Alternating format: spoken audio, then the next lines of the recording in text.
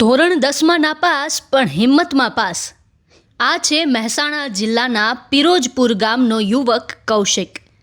આ નાનકડા ગામથી કૌશિકની એવી કહાની સામે આવી છે જે કેટલાય યુવાન માટે પ્રેરણારૂપ બની શકે છે. જેમાં એક બાજુ ધોરણ 10માં નાપાસ થયા બાદ સમાજ મેણા ટોણા સંભળાવતો હતો. આ યુવકે ત્યારે એવું કારનામું કરી દીધું કે બધા જ ચૂપ થઈ ગયા.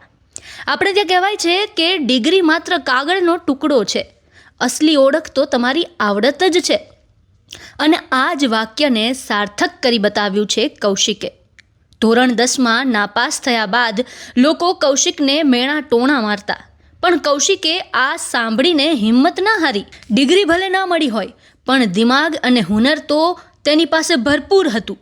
કૌશિકે માત્ર થર્મોકોલ અને ડ્રોનની મોટરનો ઉપયોગ કરીને એક એવું આકાશી વિમાન તૈયાર કર્યું જે હવામાં સફળતાપૂર્વક ઉડી શકે છે. આ પ્લેન કોઈ કંપનીની લેબમાં નહીં, પણ ગામના સામાન્ય માહોલમાં સીમિત સાધનો સાથે તૈયાર થયું છે. કૌશિકને બાળપણથી જ એન્જિનિયરિંગ અને એક્સપેરિમેન્ટ તથા નવી નવી વસ્તુઓ બનાવવાનો ભારે શોખ હતો. ભણવામાં સફળતા ન મળતા લોકો તેની મજાક ઉડાવતા, પણ કૌશિકે હાર માનવાના બદલે પોતાના શોખને જ હથિયાર બનાવ્યું. તેણે મક્કમ નિર્ધાર કર્યો કે તે કંઈક એવું કરી બતાવશે જે ભણેલા ગણેલા લોકોને પણ વિચારતા કરી જાય. અને માટે જ તેણે માત્ર 7,000 રૂપિયાના ખર્ચે સ્વદેશી વિમાન તૈયાર કરી નાખ્યું, તે પણ કોઈ પણ પ્રકારની મોંઘી તાલીમ વગર. આ કહાની એ સાબિત કરે છે કે સફળતા માત્ર ડિગ્રી નહીં, પણ જુસ્સો અને જીદ પણ જુએ છે. મહેસાણા જિલ્લાના પિરોજપુરનો આ યુવાન આજે અનેક વિદ્યાર્થીઓ માટે પ્રેરણારૂપ બન્યો છે. કૌશિક, ગામ પિરોજપુર. આ વિમાન બનાવ્યું, તને કેવી રીતે વિચાર આવે ને કેટલા સમયથી તું આ બનાવતો હતો અને આજે પૂરું થયું? આવડી 10મું નપાસ થવાના કારણે આવડી લોકો આવડી ટાણા મારતા હતા કે તું કાંઈ નહીં કરી શકી, અને મને આવડી એન્જિનિયરિંગનો પહેલાંથી જ શોખ હતો. એટલા માટે મેં આવડી થર્મોકોલનું એરોપ્લેન મોટું બનાવી દીધું. એમ એટલે સામા જોઈને બનાવીને કેટલા વર્ષથી તું આ બનાવતો હતો? કેટલા સમયથી બનાવતો હતો? આવડી વર્ષ જેવું થઈ ગયું છે. કેવી રીતે શીખ્યો આ પ્લેન બનાવવાનું? યુટ્યુબમાં આવડી બહારના દેશોનો વિડીયો જોયો હતો, એટલા માટે મેં આવડી જોઈને બનાવી, પણ એનાથી મેં મોટું બનાવ્યું. એમ એટલે પહેલા ધડાકે બની ગયું કે તને કોઈ એવું? ના, 4 એરોપ્લેન આવડી ક્રેશ થયા. કેટલું નુકસાન પડ્યું 4 એરોપ્લેન ક્રેશ થવા? 3-4 હજારનું તો આવડી નુકસાન થઈ ગયું. અંદરના સેન્સરો બળી જાય એવું નુકસાન થાય. તો બસ સામાન ક્યાંથી લાવતો હતો આપણે? ઓનલાઈન જ મંગાવવું પડે, કારણ કે આપણા ગુજરાતમાં એવી સગવડ નહીં હતા. બીજું આ વસ્તુ કેટલા પૈસાનું આ બન્યું પ્લેન? બધું થઈને તો શું શું વપરાયા સાધનો? 15-17 હજાર કાંક એવું થયું. અંદર શું સાધનો શું વપરાયા? ઇન્સ્ટ્રુમેન્ટ શું વપરાયા? ડ્રોનની વસ્તુ જ આવડી, લીપો બેટરી, મોટર, સેન્સર અંદરના એવું. આપણે જે પ્લેન બનાવ્યું કેટલા ફૂટ ઊંચું ઉડે, કેટલું લેન્થમાં કેટલી લંબાઈમાં જતું હતું?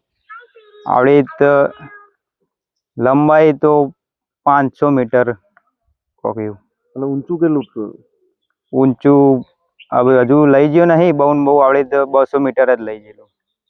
તને તારી શું ઈચ્છા, આગળની શું ઈચ્છા? આવડી એન્જિનિયરિંગ કરવું, એન્જિનિયર આવડી શોધો કરવી, આવડી તો અલગ અલગ વસ્તુઓ બનાવી. એમ સરકાર પાસે તારી શું અપેક્ષા? સરકાર સપોર્ટ કરે તો આનાથી વધારે મોટું હું કરી શકું. એમ તમારું? મહેન્દ્રજી. મહેન્દ્રજી, તમારા જે ગામના એક યુવકે વિમાન બનાવ્યું છે, શું કહેશો? તમને કેવો આનંદ થયો? બસ મને આનંદ સારો થયો. કેટલા સમયથી આ યુવાન વિમાન બનાવતો હતો અને શું કરીને એને આ મેં બધા ગાડીઓના વિમાનના બધા ટ્રાય કર્યા છે, તે સફળતા એને મળી. કેટલા સમયથી આ કરતો હતો? સફળ 12 મહિના ઉપર થઈ ગયો છે. કહેવાય છે કે ધોરણ 8 કે 10 નપાસ હતો, લોકો મહેનત ટોણા મારે, એનાથી પ્રેરણા લઈને આ બન્યો. હા, એ મહેનત ટોણા મારતા હતા, પણ એને કોશિશ કરી, એને જારી રાખ્યું કામ કરવાનું, તે સફળતા મળી. તો અભ્યાસમાં નબળા બાદ પણ આવી સિદ્ધિ હાંસલ કરી, તો તમે બીજા લોકોને શું સંદેશો આપશો? બીજા લોકોને તો શું કહીએ, અમે પ્રગતિ કરશે, આગળ જશે. સરકાર જોડે શું અપેક્ષા રાખો છો આ યુવાનના ભવિષ્ય માટે? જે અમારા સરકાર જોડે તમે શું માગણી કરીએ છીએ?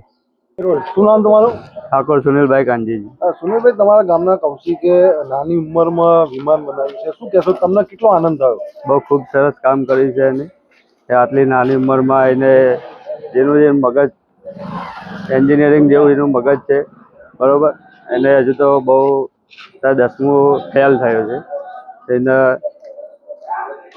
કેટલા સમયથી આ કૌશિક હતો તો કેટલા સમયથી આવો ટ્રાય કરતો હતો અને કેટલા સમય બાદ એને સફળતા મળી? લગભગ 4-5 વર્ષથી યારે એનું અલગ એનો સ્પેશિયલ રૂમ બનાવે છે.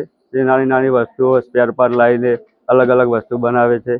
એનું ધ્યાન બસ કંઈક ને કંઈક શોધ કરવામાં હોય છે. એનું એવું કહેવું છું કે હું 10મા નપાસ, ધોરણ 10મા નપાસ થયા બાદ લોકોએ મને મહેનતવાળા મારે કંઈ નહીં કરી શકે, એનાથી પ્રેરણા લઈને આવું કર્યું. લોકોને શું કહેવા માગશો આ એક મગજથી? આ લોકો ગામની દ્રષ્ટિએ ગામના છોકરાઓ એને એ એકલા પણ રહેતો હતો એનો, બરોબર. એટલે એને એમ કે આનામ કંઈ મગજ નહીં, આ કોઈ રૂંઘો છે, પણ એવું કંઈ નથી. એનું અલગ જ મગજ હતું, જે એના શોધમાં કંઈક શું કરું તો કંઈક આગળ જવાય. નાની નાની લોકો એની ટીકા કરતા એને પડકારરૂપ જવાબ આપ્યો. એને બસ કોઈ માથે લીધું નથી. એને કોઈ તો બોલ્યા કરે કે હું મારી રીતના જે કામ મેં સિદ્ધ કર્યું છે કે આ કાર્ય કરું છું એને હું પૂર્ણ કરીને જ રહીશ. બસ એના કાર્ય સિદ્ધિમાં જ આગળ રહે છે. સરકાર પાસે તમે શું અપેક્ષા રાખો કે આવા જે માઇન્ડેડ યુવાનની જે આગળ સારી સિદ્ધિ હાંસલ થાય એના માટે? સરકાર પાસે બસ એટલી જ આશા રાખું છું કે આ બાળકને કંઈક એવી સહાય આપો, કંઈક અમારા ઠાકોર સમાજ પ્રત્યે કંઈક એવી લોન આપો જેથી એના મા બાપ ગરીબ હોઈ શકે. તો દરેક છોકરા એવા નથી હોતા કે દરેકના મા બાપ પૈસાવાળા હોય. કોઈ ગરીબ હોય પણ એનું ટેલેન્ટ સારું હોય તો કંઈક આગળ નથી જઈ શકતા, બરોબર. અમે સરકાર કોઈ સહાય આપી શકે તો એ છોકરો આગળ જઈ શકે. એનો એક પાયો કે સરકારની આશા કે મારા મા બાપ ગરીબ છે પણ સરકાર કંઈક સહાય કરશે તો હું કંઈક આગળ કરી શકીશ.